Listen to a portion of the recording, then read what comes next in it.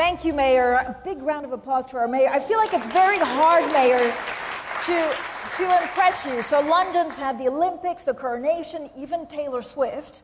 How does South by Southwest rank on the mayoral excitement scale this week? I think South by Southwest London is just below Harry Styles doing 12 nights at Wembley Stadium. I mean, it's great. I'm really pleased and proud that South by Southwest is back.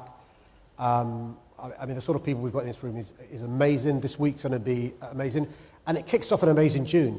We've got London Tech Week next week, London Climate Action Week taking place later on this month, and it's a great springboard because what South by Southwest does so well is, as I said, it's the multidisciplines, it's the multi-generation, it's the multi-beliefs, multi-backgrounds coming together, and this is an incubator for great ideas, and I'm just so excited and so proud.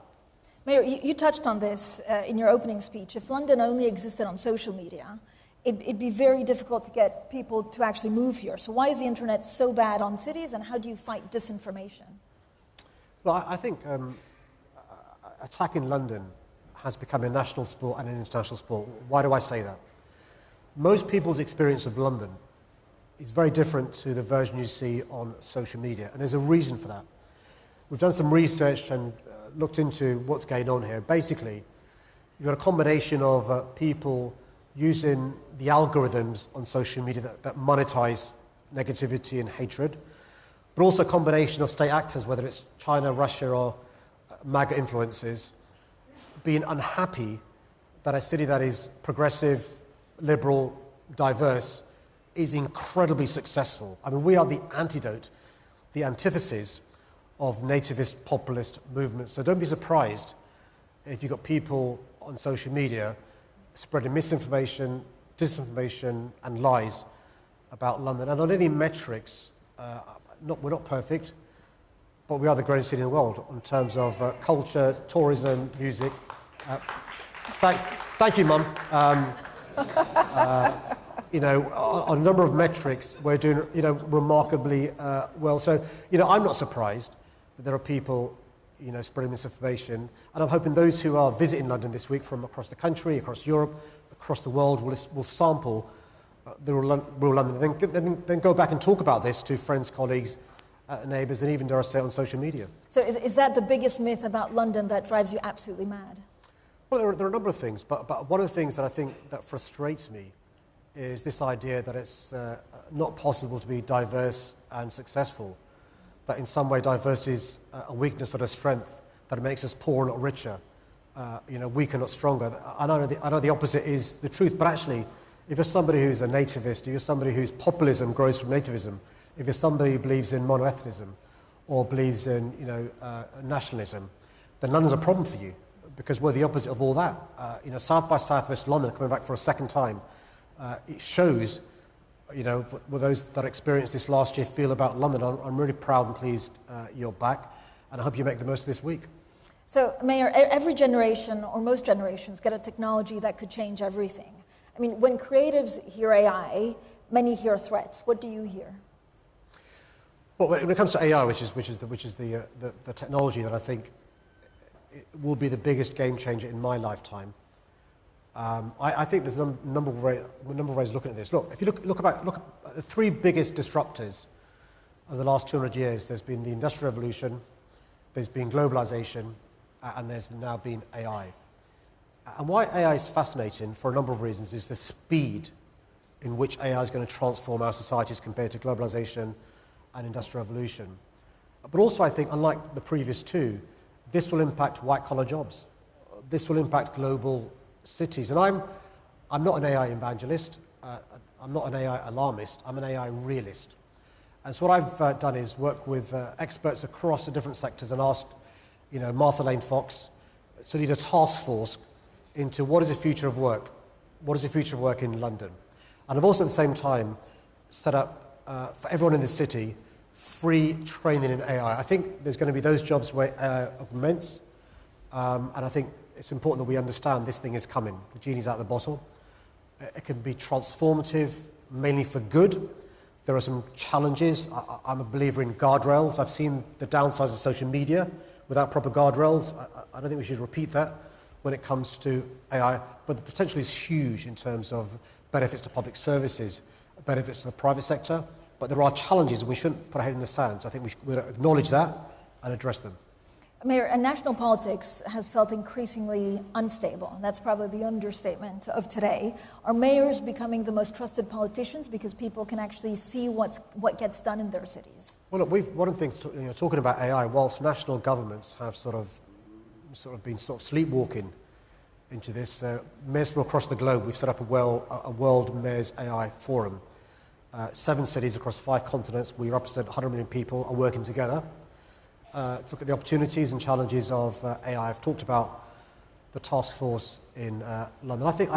I see mayors as doers, and I say in a respectful way, some of my best friends are prime ministers and national politicians. National government says delayers, ditherers, whether it's climate change, whether it's AI, whether it's social media, and a whole host of issues. And you're seeing across the globe mayors doing stuff, mayors getting stuff done, because we're close to the people. We're dexterous, we're flexible, we park the ideology by large degree, we're pragmatic. And I think you're seeing across the globe mayors leading the way in reducing carbon emissions, leading the way in making a just transition, leading the way in using AI but also addressing the challenges, leading the way in creating green jobs, but also a place where people want to move to. We're seeing across the globe, not just in the UK, people wanting to move to cities. Urbanisation is a phenomenon we've not seen for some time, and I think it's one of the reasons is because you've got mayors across the globe, whether it's Paris, New York, Los Angeles, Dhaka, Freetown, Delhi, leading the way. You've spent years telling London's story to the world. Does Labour need to be stronger about telling Britain's story to the world? Look, when I speak to colleagues, including colleagues here from across the globe, they see one of the huge strengths of the UK.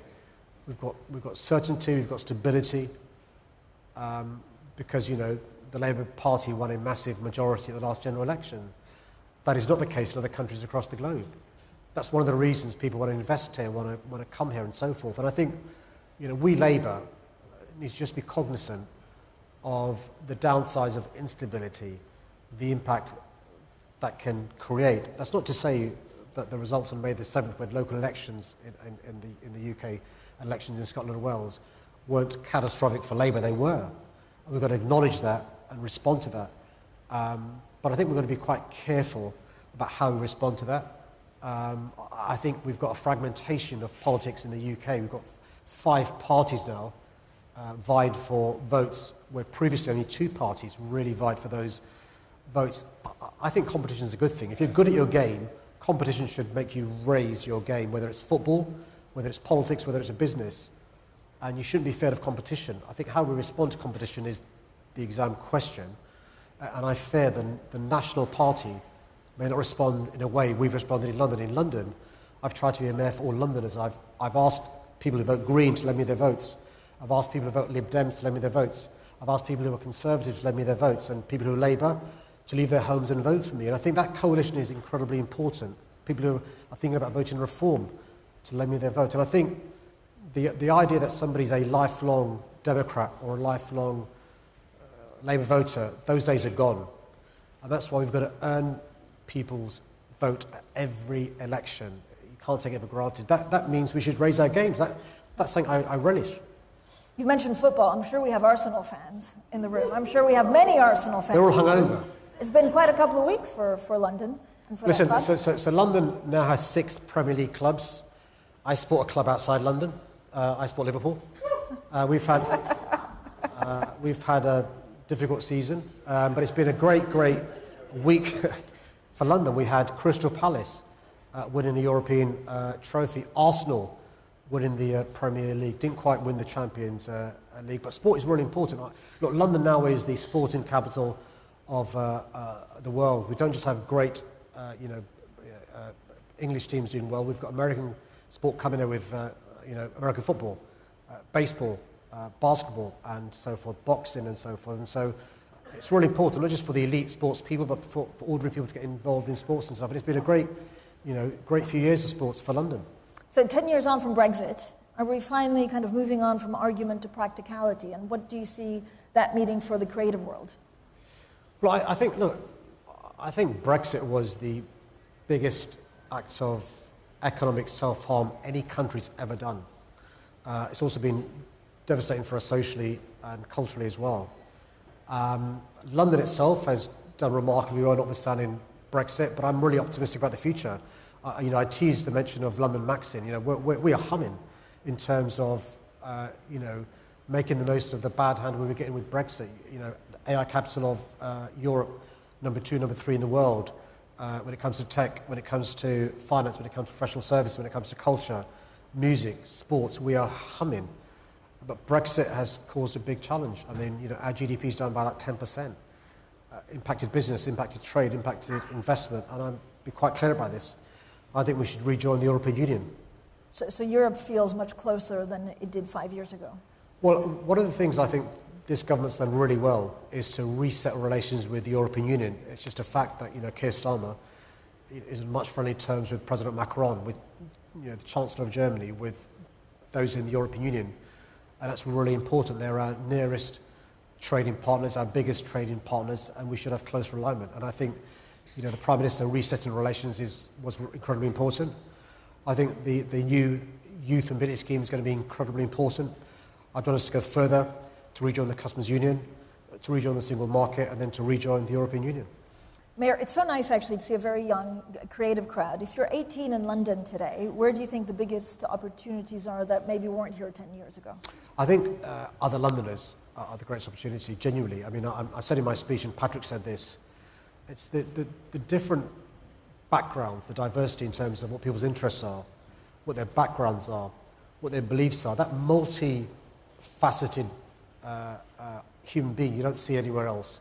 And that's the most exciting thing about being an 18-year-old in London. That still exists. Different face. I've just returned from the Hajj pilgrimage and was speaking to Laura backstage, who's just come back from Lord's. A Catholic and a Muslim talking backstage. A good example in London, you could be Jewish, you could be Christian, you could be Hindu, Buddhist. We talked about, Bangla House. Somebody who's not a member of an organised faith. You can be rich, you can be poor, you can be a sports person, you can not be a sports person, you can support Arsenal or even Spurs. Whatever team you support, you're welcome in London. Okay. Even Man United fans. Even Man United. Okay, Mayor, it's 2036. South by Southwest London is celebrating its 12th edition. Can everyone picture that? What's the headline you'd frame and put on your wall? We managed to make the most of AI. We managed to still have a mayor who's a human being and a Bloomberg presenter who's a human being on stage here as we open South by Southwest, and they're both called Francine and Sadiq. That'd be success to me. But genuinely, I think this AI revolution is really exciting, but it's really scary as well. And I think the energy here and the expertise here is what's needed to make sure we navigate ourselves successfully over the next 10 years, because I think some cities will get it wrong. I think some regulators will get it wrong. And I'm confident in London we'll get it right. I think mayors across the globe are working together to make sure we get it right. Here in London, the task force led by Martha Lane Fox is working really hard to make sure we get it right. And it's really important we get it right. Why? Because we could see in 10 years what it took 100 years for the Industrial Revolution to see, what it took 50 years for globalization to see. But I want it to be a positive, not a negative. And that's why it's really important in 10 years' time for South by Southwest London to still exist, but also for us to see the fruits of this transformative technology rather than the perils. It's really important.